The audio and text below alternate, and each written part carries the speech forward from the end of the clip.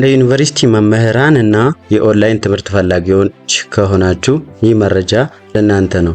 የኢትዮጵያ ትምህርት ሚኒስቴር ዲጂታል እና የኦንላይን ትምህርትን ለማስፋፋት እየሰራ ነው። ይህም ተማሪዎች ከክፍል ውጪ በመስመር ላይ ትምህርታቸውን እንዲከታተሉና ዩኒቨርሲቲያቸውም የተደራጀ የኦንላይን ኮርስ እንዲያቀርቡ እድል ይፈጥራል። ከዚህ ጋር ተያይዞ የኢሼ የኦፕን ኢዴክስ ያሉ የኦንላይን መመሪያ መድረኮችን ትልቅ ሚና አላቸው። መምህራን ኮርሶችን ማገንባት፣ መስራት፣ ቪዲዮዎችን መጫን፣ ተማሪዎችን ተሳትፎ መከታተልና ፈተናዎችን በኦንላይን ማዘጋጀት ይችላሉ በዚህ ፕላትፎርም ማለት ነው።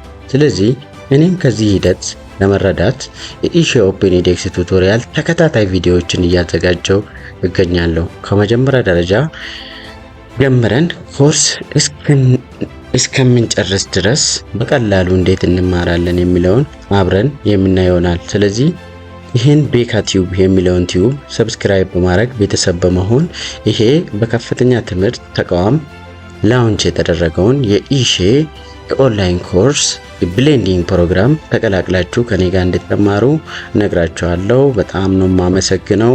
ሰብስክራይብ ማድረግ እንዳይረሳ። አመሰግናለሁ።